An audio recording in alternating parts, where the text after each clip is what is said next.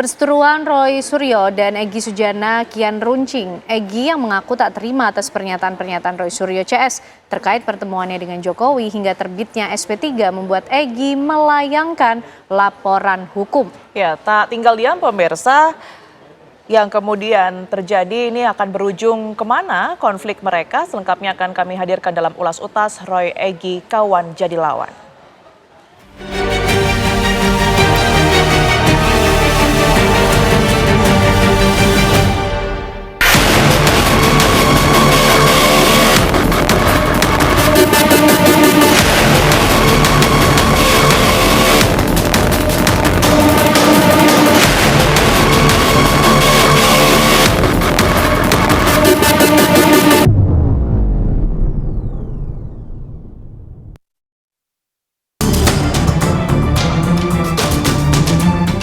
Roy Suryo dan Egy Sujana, dua nama yang pernah satu suara mempersoalkan keaslian ijazah Presiden ke-7 Joko Widodo.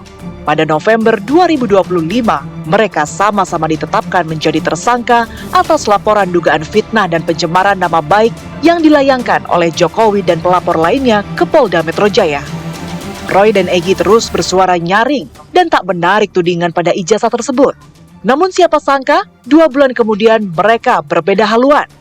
Tidak terbayangkan bahwa akan terjadi yang seperti ini. Kita sama tahu yang mengawali gugatan ijazah ini adalah Bang Egy. Dan semua yang klaster 1 khususnya itu membersamai dengan Bang Egy. Namun di perjalanan mereka mengabaikan Bang Egy. Bara perpecahan itu berawal dari pertemuan Egy dan Damai Hari Lubis dengan Jokowi di Solo, Jawa Tengah pada 8 Januari 2026. Pertemuan yang diakui kedua pihak sebagai silaturahmi itu menuai suara-suara sumbang dari kubu Roy Suryo CS. Kian panas setelah Polda Metro Jaya menerbitkan surat perintah penghentian penyidikan atau SP3 terhadap Egy dan Damai. Status tersangka keduanya di perkara ijazah dibatalkan. Semenjak dari tanggal 8 itu, tanggal 9 pagi sampai detik ini, hujatan, cacian, makian, bahkan sindiran yang sangat menyakitkan selalu dilakukan kepada Bang Egy. Kalau mereka kurang puas dengan SP3, jangan caci maki, jangan merendahkan orang. Harusnya kan ada langkah. Pertama, mereka tabayun, temui Bang Egy, klarifikasi.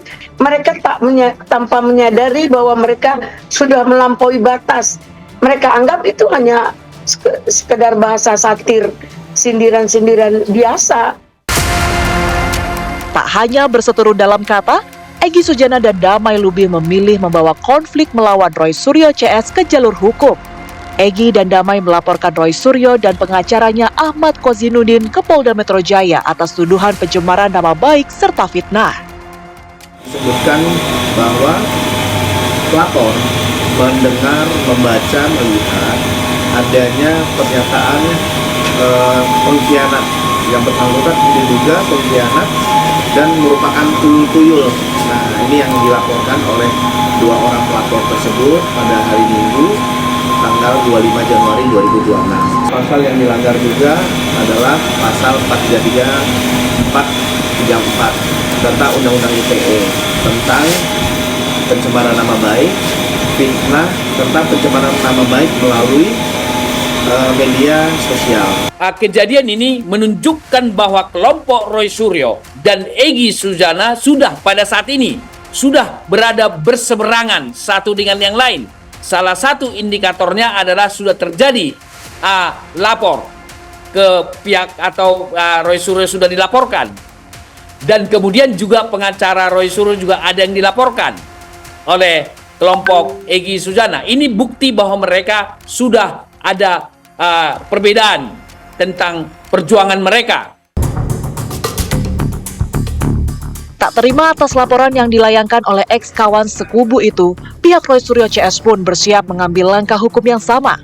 mereka menggaungkan tuduhan perbuatan melawan hukum terhadap Egy CS. Kami berencana untuk membuat laporan polisi kepada 3 pihak. Yang pertama tentu saja kepada Eli Daneti, laku kuasa hukum atau pengacara Egy Sujana, karena statementnya telah melampaui kewenangan sebagai advokat. Yang kedua, kami juga akan sampaikan laporan kepada saudara Egy Sujana, karena sebenarnya setiap statement itu sangat menyakitkan, tetapi karena kita saudara, statement itu tidak kita proses. Namun hari ini ketika kami memberikan statement yang intinya kritik dan sangat menyayangkan tindakan keduanya ke Solo, justru kami dipersoalkan. Nah, hari ini kami juga akan mempersoalkan kembali, yakni statement yang menuduh kami sok jago. Kritik itu sekeras apapun itu harus ditujukan pada produk, pada pernyataan, pada ideologinya, pada bukan orangnya intinya gitu. Jadi pada pekerjaannya, pada karyanya, pada apa yang dia lakukan gitu ya. Itu dikritik sekeras-kerasnya nggak apa-apa itu.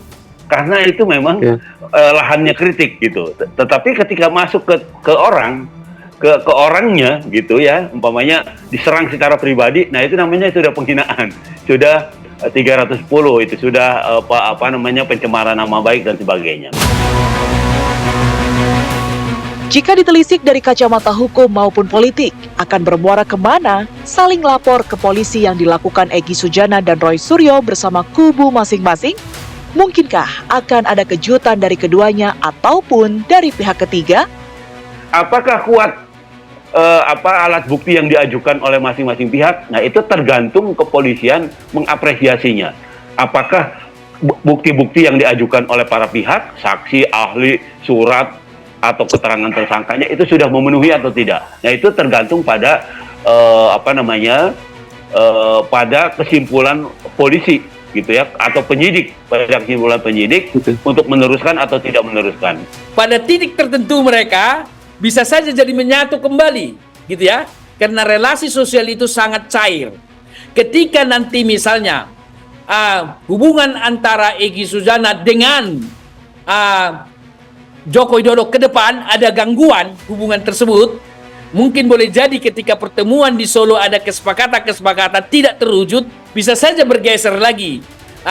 Egy Sujana, CS dengan Roy Suryo menjadi menyatu kembali. Gitu ya, sangat dinamis karena relasi antar manusia itu bisa menghangat, bisa mendingin, bisa saling berseberangan jauh dengan yang lain. Ya, kini dua sosok yang menyita perhatian itu tengah menunjukkan bahwa mereka bersiap membuka arena pertarungan dengan wasit penegak hukum. Dengan pasal yang kemungkinan serupa, mereka akan berhadapan. Seiring babak baru itu, perkara hukum terkait ijazah yang menjerat Roy Suryo dan yang lainnya sebagai tersangka masih bergulir.